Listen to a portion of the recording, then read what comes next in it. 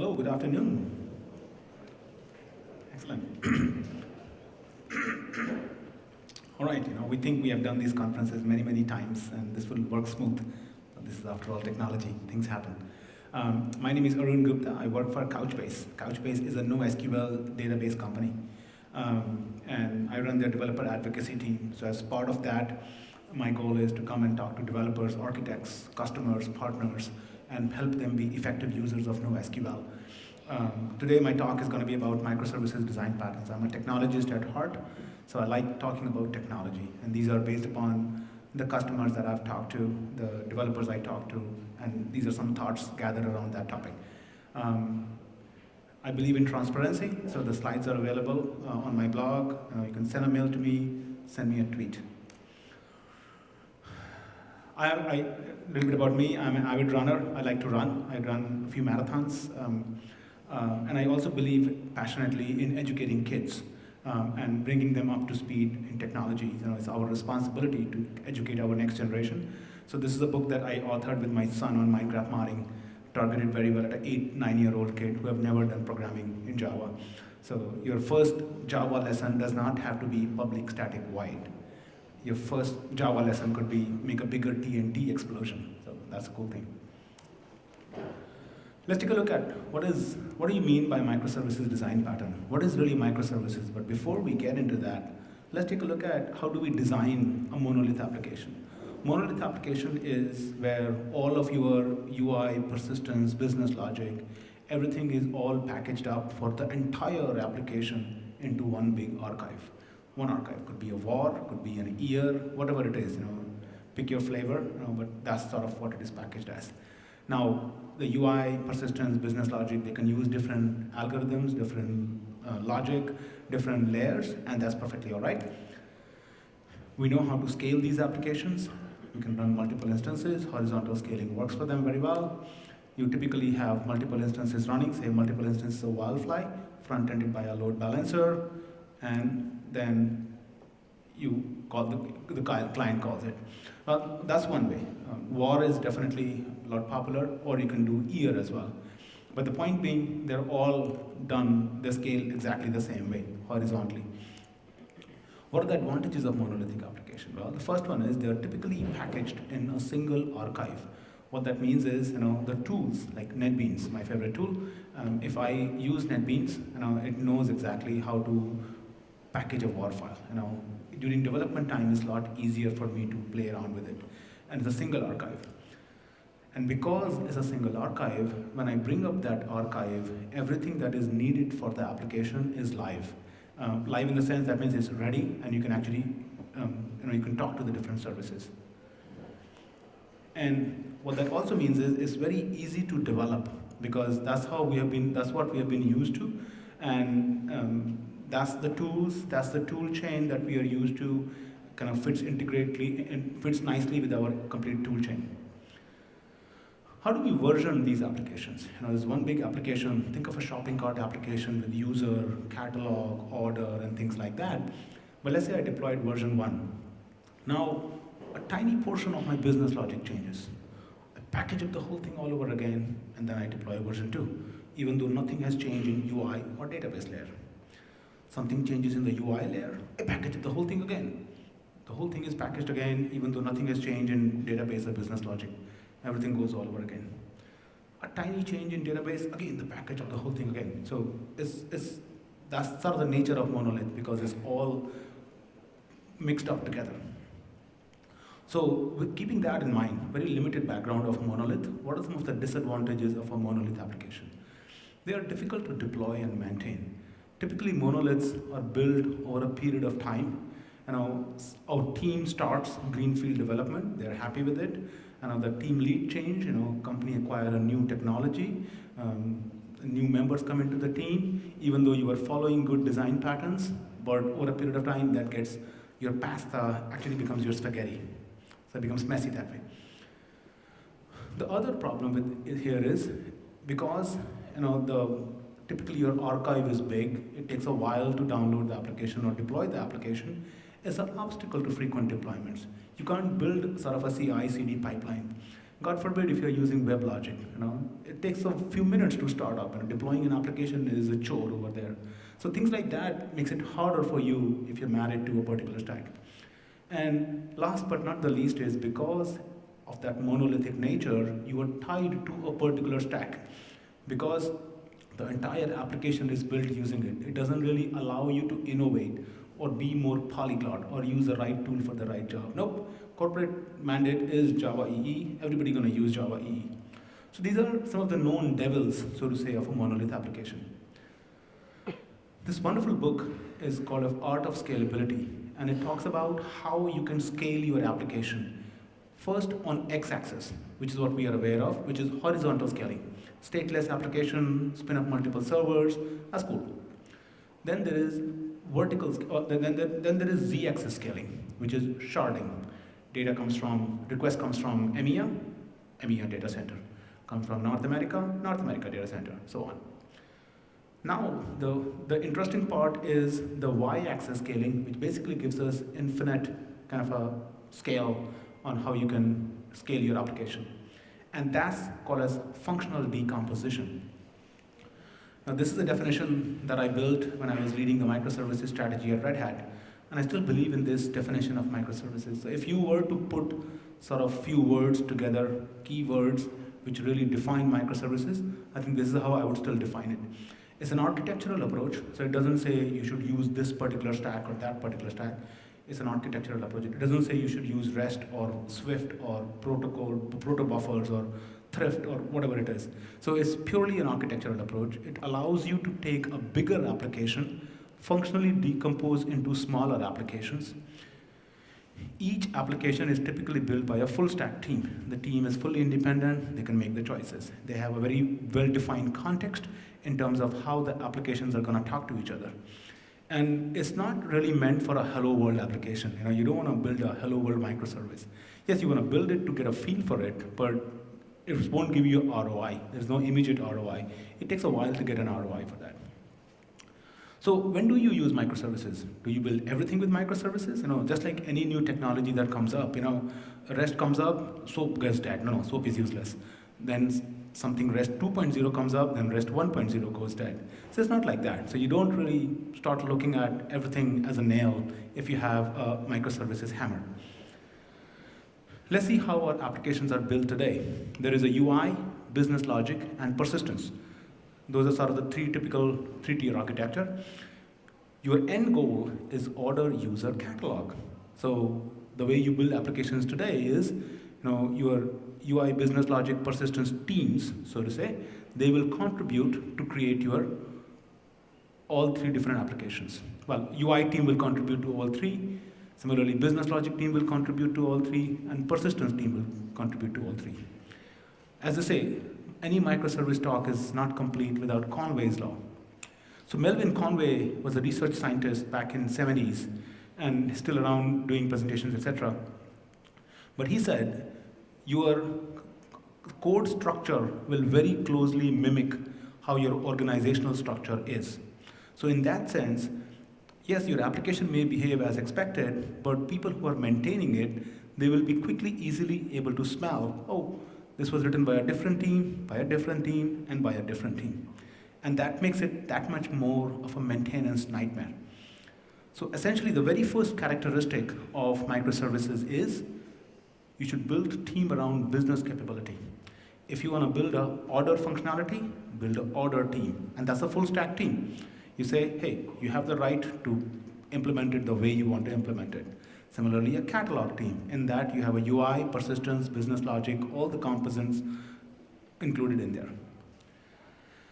Microservices have a very well-defined contract. And they do one thing and only one thing. They do that really well. For example, you could say, this is my catalog service. It does crudding of a catalog. It's very well defined. It defines what the interface is, what the URI is, what the inbound and the outbound payload looks like, and it truly honors that. This is the back panel of a Bose system, Bose audio system. I can go to Circuit City or Radio Shack or Fry's, and I can say, give me an optical output cable.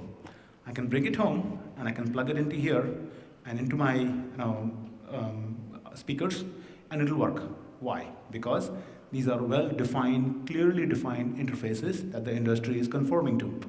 That's how microservices should be, a very well-defined interface in terms of inbound, outbound payload, what they're gonna talk, what the URI is gonna be.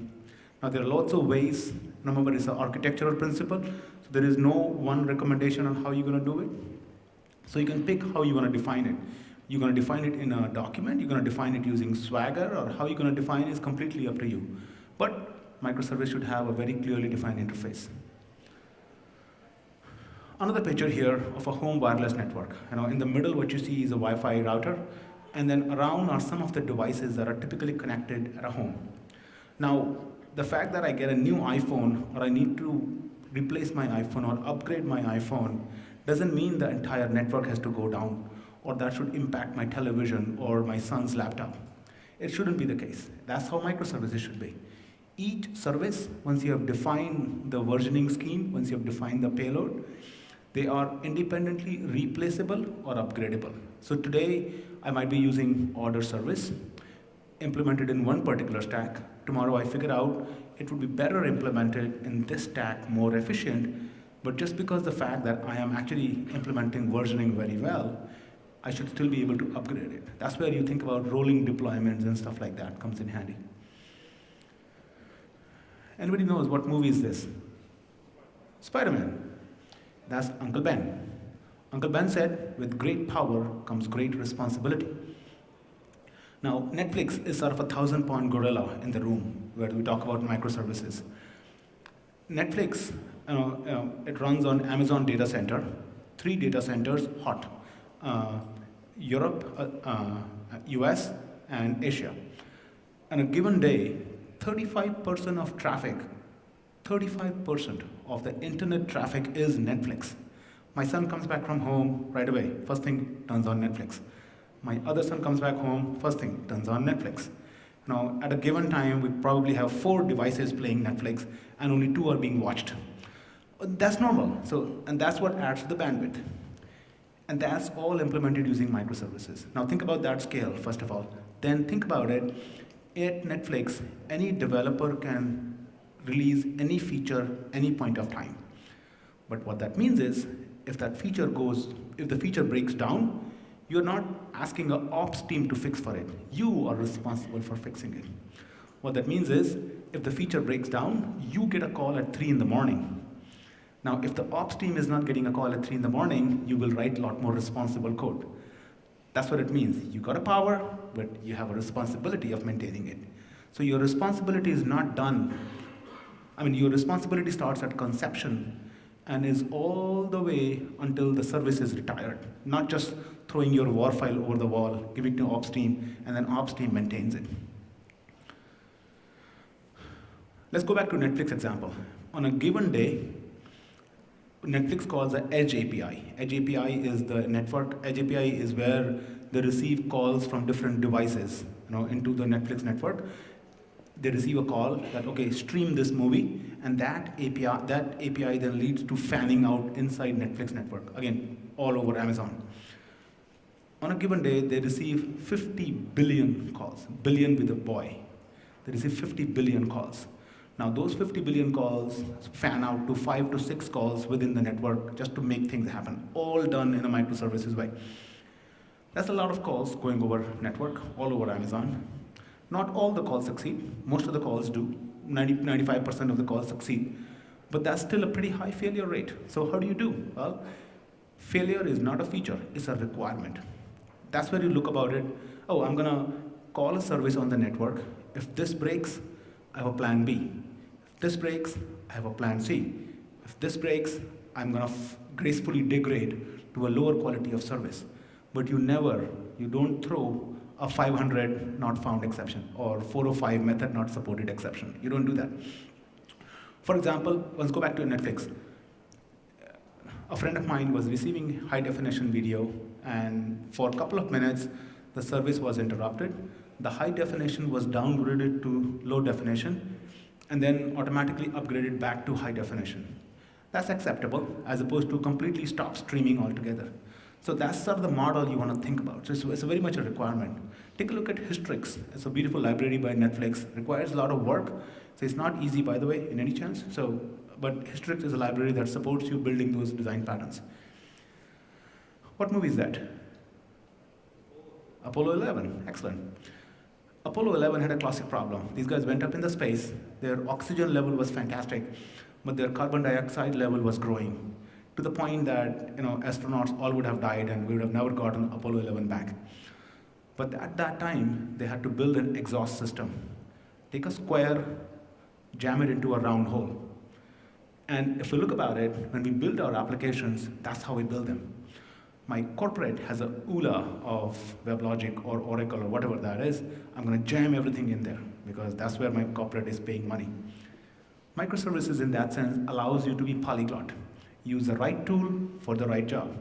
If you want to be polyglot, not just at the language level, choose PHP, choose Node, choose whatever comes to your best mind. If you want to be polyglot at the application server level, if you want to be polyglot at the database level, whatever level you want to be polyglot at, be that. Because end of the day, what you're operating upon is a contract. As long as you honor the contract, they're cool. This is another picture of a bank statement. Not my statement, but my bank statement. My bank is Wells Fargo. On a given month, there are about 25 payments that go from my bank account. Utilities, credit card, school payment, all sorts of stuff that goes out. I get an email notification, and sometimes I don't even bother to look at them because it's automated. It just goes on. It has never been a problem. Whenever it's a problem, I get an exception. And I like that part. If it's good, keep doing it. If it's an exception, I've set an exception rule. If I pay more than $100 on my credit card, send me an email, stuff like that. That's how your microservices should be. Let's go back to Netflix for a second. Now, Netflix environment is 100% automated, 100%, nothing less than that. And with so many microservices floating around, you can't rely upon 5 testers to test your application.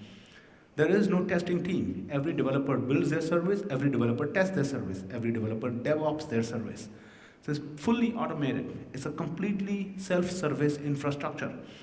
They do A/B testing. Developers do that. At a given point of time, they say, in Amazon, Europe, I want to spin up 100 servers, 100 AMIs. In those 100 AMIs, I want to release this feature. It's automatically going to monitor it. They set the threshold. If the memory consumption, if the CPU is high, roll it back, and then roll back to the previous functionality. Completely automated. All you need to do is define the configuration, and then the self-service infrastructure kicks in. When you build your microservices, you're typically looking at sync or async. Those are the 2 techniques you need to think about. In terms of sync, you can look at, say, your different REST models, get, put, post, delete. And within that, you also look at, say, Richardson maturity model. Now, the Richardson maturity model, Google for that, you will come to a Wikipedia article that explains exactly what it is. But effectively, it says you can start anywhere from plain old XML, POX, and go all the way to full glory of REST, which is HTOS. So you can achieve any level of REST. But that is by nature synchronous. Because REST, there is a workaround for being asynchronous, but REST by nature, because of HTTP, is synchronous. If you want to go asynchronous, then you go the messaging route, where you have a pub and sub, and then you work with each other. Another big functionality, another big feature, so to say, of microservices is smart endpoints dumb pipes. What that means is, let's say you're using HTTP as a protocol. Now, that is not the only protocol you need to use. You're free to use any protocol. And similarly, REST is not the only protocol that you need to use. Although what I have seen in our customers is, they are using from the web browser to the front layer of your application is REST. And then inside the application, if there are multiple microservices, they might be using binary protocol, protobuf or thrift or whatever comes to their mind. The key part about smart endpoints dumb pipe is your pipe is dumb, just like HTTP. HTTP has no knowledge. Whatever you send over the wire, it goes over the wire to the other side. The other side receives the body and then makes sense out of it. So let's say you're sending a JSON data. Your endpoint has the knowledge on how to process that data and what to make sense out of that data. Unlike ESBs, which were basically all a vendor gameplay. Hey, buy my ESB, bigger is better, mine is bigger than yours, and that's why mine is better. So here it's very different. You're just using pure HTTP as a transport, and that allows you to embed the logic in the business endpoint, which is what your niche is. Some people compare and contrast microservices with SOA. So I think the vision of SOA was very right, but it was literally, brutally murdered by all the vendors, jamming their ESBs down the throat. That unless and until you buy ESB, you're not going to be surviving in the world. Things like that. So a lot of people call microservices as SOA for hipsters. It makes sense because got all the cool things that are happening around microservices, which really makes it successful. This is something I tweeted a few months ago. How microservices and SOA are different. So essentially, if you look at it, it says all the good things of SOA are being picked, but there is no ESB, no SOAP, hopefully. SOAP is mostly for legacy services. No centralized governance and persistence, and I'll talk about the data strategy in a second. But there is no way by which everything is going to one big honking database. You're truly polyglot, completely separate databases. No vendors. It's heavily, heavily open source driven. In addition, people are using a lot of REST/HTTP. Again, that's only a recommendation, but you can use any protocol that you find useful. It's very important to have a crack DevOps team because of the range of services that you're using, because the number of services that you're using is very important to have a DevOps culture in the company. CI/CD is a very important part of it, so push to prod, that sort of infrastructure you need to have. You want to catch the error sooner. You don't want to wait for a few days for the errors to be discovered. True Polyglot, that at least gives you that ability. Now, containers are not really a requirement, although they certainly enable and help you to do microservices easily. So the fact that you're doing containers does not mean that you're doing microservices. And similarly, the fact you're doing microservices, you need containers, not true. Either way. Okay, so keep that thought in mind. PaaS does helps you with the scalability aspect of it. Now, in addition, when I tweeted, you can see there was a lot of retweets of this one. But in addition, people talked about Conway's law. They were talking about how do I have those people work together in the same team. So when I talk to my customers, they say, hey, we put those people together under one manager. That's easy. Go fight at one table. There's one boss who decides what needs to be done. Service discovery is an important part. With so many services coming up and down all the time, how do you figure out what is the right URL of the service? That's an important aspect. And containers, as I said, is not a requirement. Immutable VMs have worked really well for a lot of people for a lot of years. So it's okay to go that route. So how do you start decomposing your monoliths into microservices? Do you say, hey, I'm going to take this function, I'm going to call this a microservice, I'm going to take this class, call this a microservice? Not really. And that's what hopefully I'll show you what should be the strategy. Well, the way I think about it is, you either think of a verb or a use case. Hey, this checkout UI functionality is being duplicated in multiple applications. I'm going to extract it, make it as a microservice, and then I can repurpose the code. So go back to your basic design fundamentals of dry. Don't repeat yourself. If you think that's happening, that is possibly a microservice. And one of the big misconceptions about microservice is, oh, it only means 100 lines of code. Really? I've never seen that. I mean, could be 100 lines of code for that sake, but micro in microservice really means microscope, not 10, 20, or 100 lines of code. The scope is very narrow and very clearly defined as opposed to the lines of code. Another thought process for decomposing is you can say, hey, noun is my catalog product service. I'm going to do the crudding of catalog over here. That's the important aspect. Another important aspect that you need to think about is, we talked about the solid principle, which is single responsibility principle. Microservices do one thing and one thing really well. So think about the ls on a Linux or a Unix box. When you do ls, it lists your directory. Now to ls, you can give options and it will behave slightly different. ls, you can do pipe and you can do grep, and then it will show the listing, it will pass the results to grep, grep will do something on it, and that will produce a result. So what you're doing is your microservices do one thing and one thing really well, but if you need to compose those services to create a meta service or a macro service, that's okay. But make sure you're not confusing your scope and calling a macro service as a microservice, because you have to essentially go with your dry principle. So how do you start moving towards microservices land? Well, let's say you have a year, year has multiple wars, multiple jar files, and you realize this war functionality, I've already achieved a level of modularity. This war file I can take out, and this war file would be useful by itself. So you extract that war file out. Important part is each war file must have its own database. That's a very important part. With its own database, now with own caching layer, because if you combine the database, essentially, by combining the database, you are actually coupling, doing a very tight coupling over here. Microservices is all about loose coupling, low cohesion, so it's very important that you don't couple it. Otherwise, any change made by one microservice at the data layer potentially might impact another microservice over there. So that's a very important aspect to understand.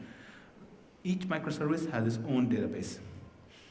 And then you pick that war file, you expose it to the client, or it might be within your whole ecosystem, but that's how you start. Now the load balancer, so load balancer is essentially the client for you.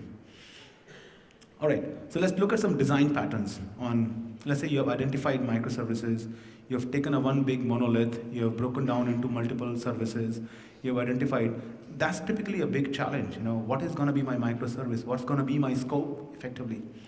But let's say you have figured out how the microservices are going to be designed, then you have 3 microservices. As I said earlier, they each have their own database, so that's cool. Now, the client really talks to with load balancer, talks to an aggregator microservice. The aggregator microservice, each service A, B, and C can scale by itself. The aggregator microservice knows exactly that behind the scene, I can pick the results from these 3 microservices. So it can compose the results from all those 3 microservices and then provide a result. Well, today, aggregator is talking to 3, but that's just an underlying detail. Tomorrow, it might be talking to 4 or 2, it doesn't matter. To the client perspective, the end result is coming from the aggregator microservice. So you can start composing your microservices so that it gives you one result, and the underlying implementation can change, and that's okay. Aggregator by itself can change, it can scale on different levels, and so it gives you all 3 levels of scalability in that sense. Proxy pattern. Proxy pattern is very similar to aggregator pattern. We again have service A, B, C, own caching, own database layer. Instead of aggregator, I have a proxy. And the way proxy would work is, you will receive a request into proxy. Proxy is not just a dumb aggregator. Proxy might be doing some data transformation for you. It might be saying, the inbound payload is JSON, because that's coming from my website. The payload to service A, B, and C, in order to keep the efficiency, is going to be a binary protocol. Because the browsers can't talk binary protocols very interoperably yet. So I'm going to just do the binary protocol inside my network, and proxy can actually do that data transformation for you. So JSON, binary, binary, JSON, and proxy plays that role. In turn, it might be doing some composition, so it's very similar to the aggregator pattern in that sense. Once again, proxy can scale by itself, so proxy can scale on x-axis, z-axis, the way you want it. Let's look at the third design pattern, which is the chained design pattern. Okay, now in chained design pattern, you have service A, B, and C. Once again, all the services have their own database. Very important to have their own data store. The client talks to service A then talks to service B, and then that talks to service C. The important part to understand over there is, since these are operating in a chain, and specifically since if you are calling A, B, and C, the client, and if you're using REST, these are going to be synchronous requests. And being synchronous means they're going to wait. The client is going to wait. So don't make your chain too long where it's going A to B to C to D or to E, because the client is waiting till the request is being processed. So keep that important aspect in mind. Branch pattern, again a slight variation. The service A, in the previous cases in the proxy, it was more of data transformation. Branch pattern where it may look at the data and then it may decide how I'm going to split, which service I'm going to invoke.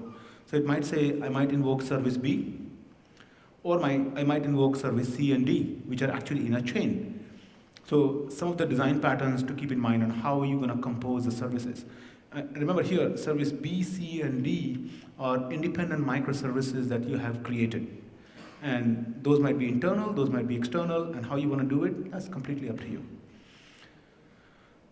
As purely an interim step, not the end result, one of the biggest challenges when I talk to our customers or developers is the data migration part of it. Remember we said each microservice must have its own data store so that there is no coupling at the data layer. And that's exactly the problem they face. Hey, our data is all structured data.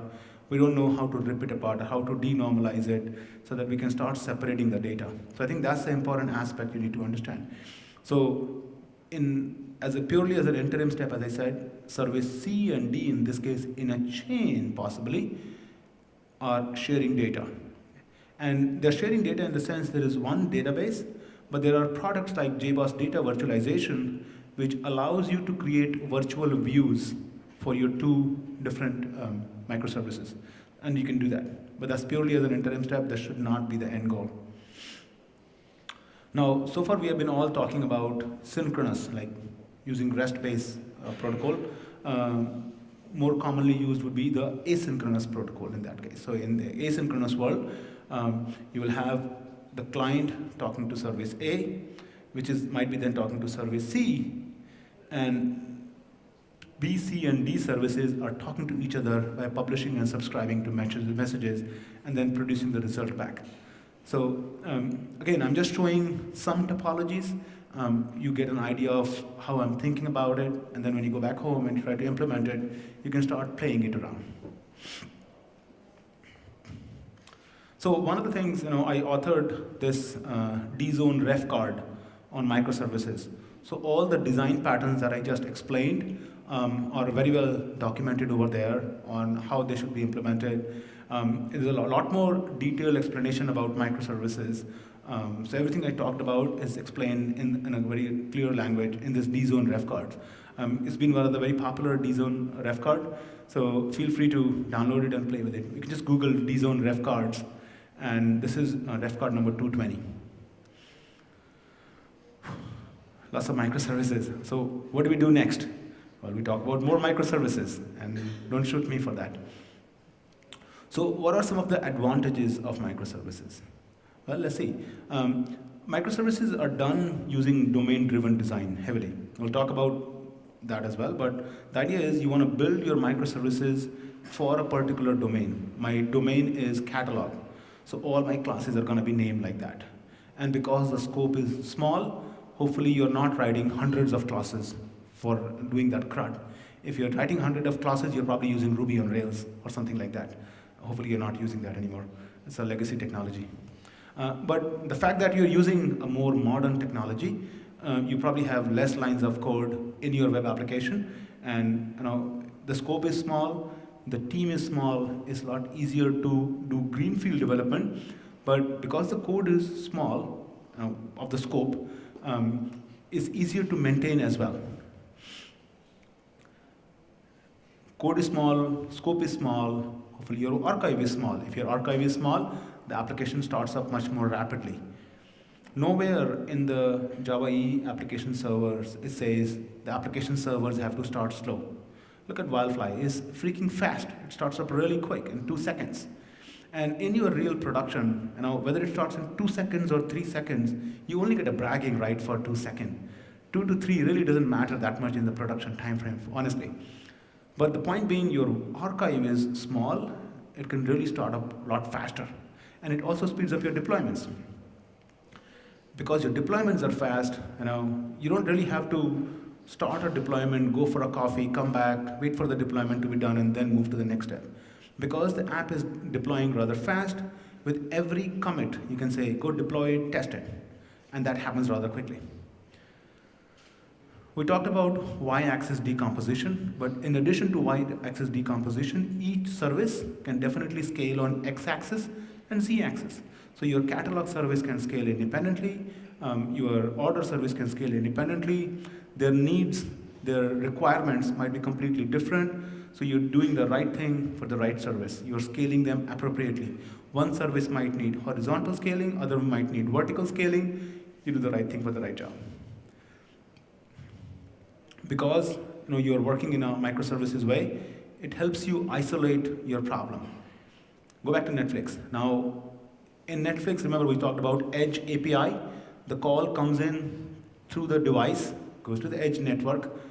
If there is a failure somewhere in the network, they can actually track it down all the way to which method call possibly caused the failure. And that's a truly polyglot stack. So, one of the things about Netflix, as people say, is it's an excellent engineering company that happens to be in the streaming business. And that's what it is. I wonder if Netflix would do something else and how well they will do over there. But their engineering team is actually world class. So in that sense, it does help you with the fault isolation that, hey, is in a catalog service is not returning that particular catalog well. Let me go debug into the code. It's hopefully less files, less lines of code. I can debug it much faster. Because microservices work in using contracts, here's my REST URI, here is my inbound, outbound payload.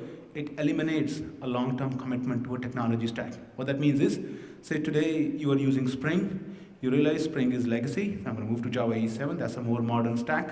So you move on to that. As long as you're honoring the contract, that's cool.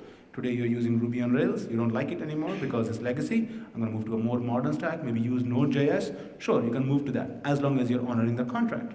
So it really does not restrict you or limit you to any particular stack. As I said, it's heavily open source driven. And last but not the least, it gives you that independence, the ability to innovate rather rapidly. I need to maintain the contract. If something changes, I'm going to pick up a new technology. I like Scala and Akka today. My team has that skill set. I'm going to re-implement that whole thing and get a 3x or 4x or a 5x performance improvement and keep my customers happy. So I think that's the key part. This is a wonderful article which talks about if you can't build a well-structured monolith, what makes you think your microservices is a solution? Microservices does not solve your architectural problems. The fact that your monolith is a big ball of mud, your microservices is just going to be a bag of dirt. You need to follow some design principles for a monolith in order for it to be refactored. There's a lot of effort required. Microservices, let me re-emphasize, microservices is not a free lunch. It's not an easy task. It's not something, hey, I'm going to take a monolith, break it into microservices, and solve all my problems. The problems from monolith to microservices get resolved in most cases because you are rewriting the code. You're throwing away previous code, which was not well written, so you're effectively getting rid of your technical debt and you're rewriting the code. You might be able to leverage some domain objects from the previous code, but business logic, depending upon what stack are you using, you might be able to repurpose that. But in most cases, you may end up writing a lot of significant amount of code, specifically if it's coupled with service discovery and those kind of mechanisms.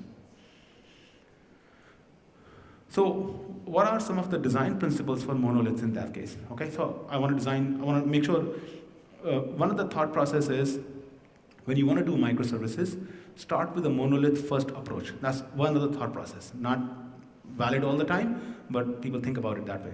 So what does that mean is, you want to do domain-driven design. Well, that's at the bottom, but I would rather put it at the top. And by domain-driven design, Eric Evans wrote a wonderful book on this, paper on this, and all that stuff.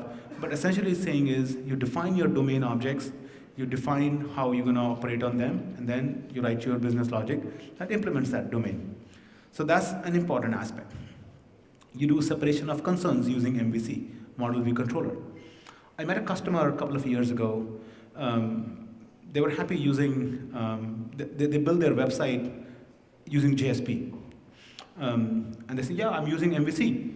I said, oh, JSP supports MVC, I didn't know that. I said, yeah, I got 3 pieces of code separated by comment, which says M, says V, which says C. So that's my MVC in a JSP. So hopefully your code is not like that. Refactoring that monolith into microservice is going to be a significant effort. So the point being, you're truly using MVC not for the sake of just commenting it, but actually saying, okay, here is my model, here is my view, here is my controller, and I'm actually truly using it. And Java E7 supports that really well. Dry is an important aspect. The moment you see the code is being repurposed or reused at a couple of places, extract it out. Make it a microservice. Some people have gone too far on the pendulum. The pendulum always swings. You are a monolith, then everything is a microservice, then you realize that you come back to the monolith, and slowly you settle in the middle. So think about it, rationalize it. And if you really think back, then you can actually make a rational decision. Convention over configuration is important. As soon as your microservice goes up, it should be accessible. People should not be required to turn on 50 switches, 50 configuration options. Simplicity is the key over here. YAGNI is something I will really emphasize upon. YAGNI means you ain't gonna need it. And what that means is people typically build a complex system saying, hey, it's extensible, it's highly extensible, you can do this, you can do this, you can do that. I may not need that functionality for next 3 years, but it's extensible. And I've seen several software systems that are extremely complex because of that extensibility. You want to start simple, build extensibility, add extensibility only if you need to. Simplicity rules in the long run. Honestly, a few years ago, when we were buying furniture for the house, we went to Macy's.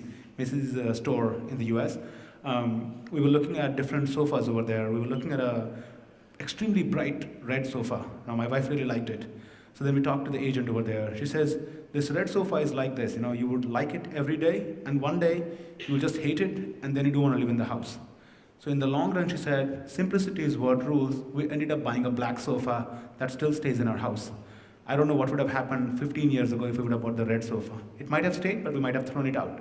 So my point being, in the long run, simplicity really helps you out. So YAGNI is really a key principle that I would like to emphasize upon.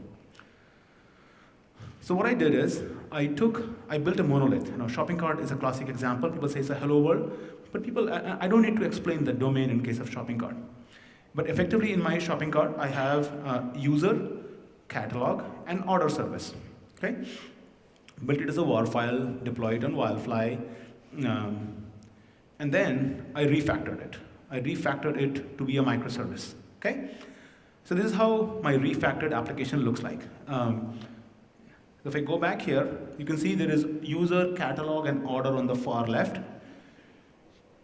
Those are web pages for that, there are classes for that, and there are configuration files for that.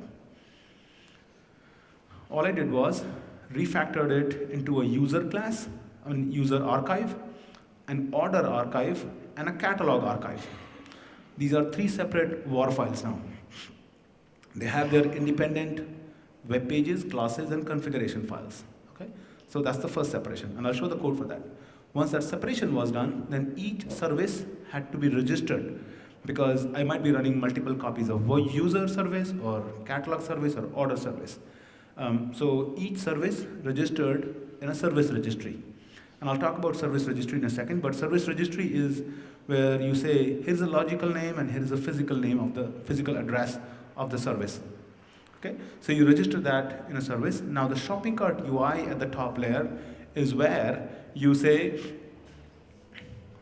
this is where my end application interface is going to look like. And by that, what I mean is, when the shopping cart UI is coming alive, it talks to the service registry and reads exactly what the code is going to look, where the services are, what the URI is, and compose the application for you. Okay, so I'm going to show the code in a second. Actually, let me show that now itself.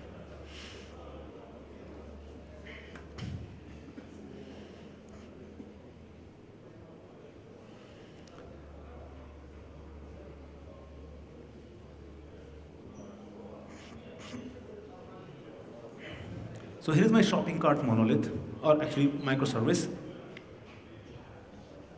In the microservice, if I look at the POM XML,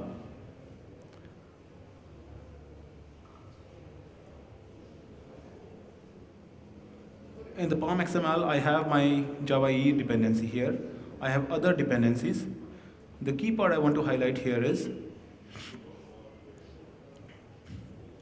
how I have split up my service into multiple Maven modules. There is one user service, one catalog service, one order service, so on.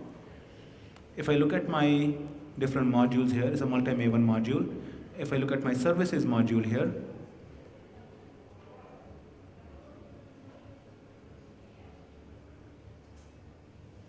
so here is my services module. In my services module, if I look at my different sources here, now services module is basically what's allowing me to discover a service and register a service. People use different mechanisms for service discovery and registry. The popular ones are Zookeeper. People also use Console or etcd. Those are some of the popular tools. Or if you want to stay completely in the Java EE land, then you can use Snoop. Snoop can be deployed as a WAR file, and then it becomes a service, and you can register your service to Snoop and discover automatically using an annotation. So I won't show the implementation here, but if I look at, say, for example, Zookeeper here,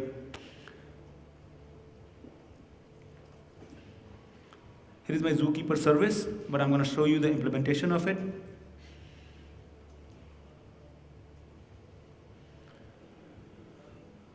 Now, Zookeeper by itself is all right, but the API is pretty complex. So there is a curator framework on top of Zookeeper that allows you to simplify service registry and discovery.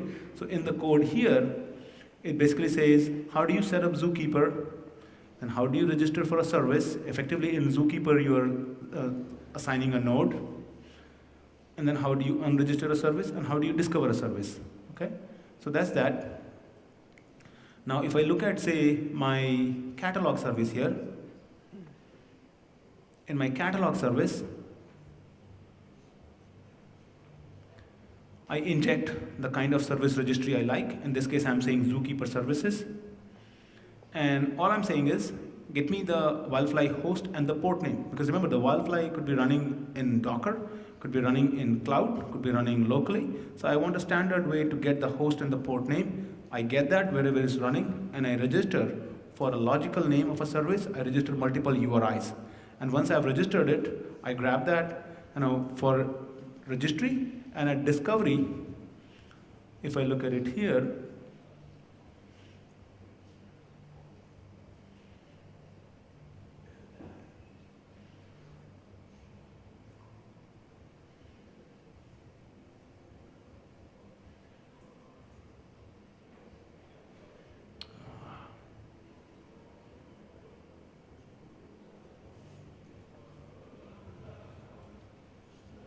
not here. Oh, here.